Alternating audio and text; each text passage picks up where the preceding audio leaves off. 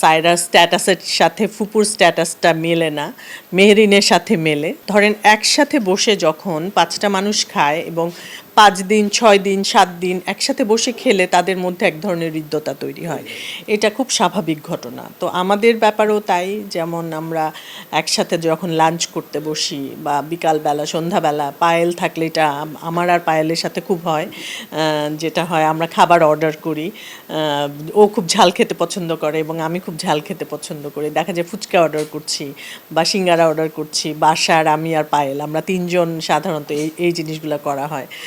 সন্ধ্যাবেলা আমরা বিভিন্ন কিছু আনি, এনে আমরা একসাথে বসে ওগুলা খাই।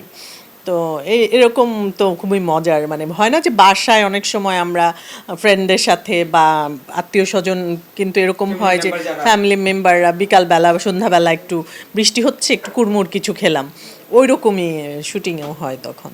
আচ্ছা, ফাতেমা ফুপু সায়রার তুলনা মেহেরকে একটু বেশি আদর করে, এটা কি পক্ষপাতিত্ব?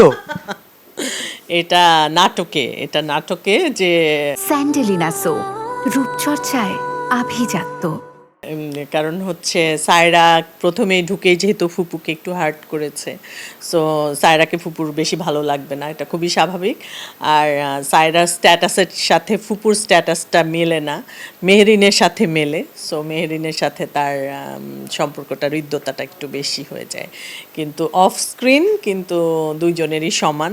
উল্টো দেখা যায় যে দুজনের সাথেই আমি আর পায়েল যখন গল্প করি, হয়তো পার্সোনাল গল্প করছি, ওর সম্পর্কে অনেক কিছু বলছি, বা সুনায়রার সাথেও হয় যে সুনায়রা আমার সাথে অনেক গল্প করে, ওর পার্সোনাল গল্প করে অনেক সময়। তো ওটা অফ স্ক্রিন সবার সাথেই গল্প হয়। এরকম না যে বললেন তো কাজ করতে করতে আসলে হৃদ্যতাটা বেড়ে যায়, সেক্ষেত্রে মনে হয় না যে যেহেতু সায়রার তুলনায় আপনি মেহেরের সাথে বেশি সিন, সেক্ষেত্রে মনে হচ্ছে যে মানে অফ স্ক্রিনও আপনার সাথে কেয়া পায়েলের সাথে একটু গল্পটা বেশি হয়, অফ স্ক্রিনেও দেখা যায় সময়টা বেশি ওর সাথে স্পেন্ড করা হয়। তার চেয়েও বেশি ওই যে বলবো যে বাসার বা সাজ্জাদ ওদের সাথে অনেক হয় গল্প। কারণ হচ্ছে ওরা আমরা একই বাসায় একই মেকআপ রুমে যেহেতু আমরা অনেক বেশি সময় স্পেন্ড করি, প্রতিদিনই আমার শুটিং থাকা মানে ওদের শুটিংও থাকছে।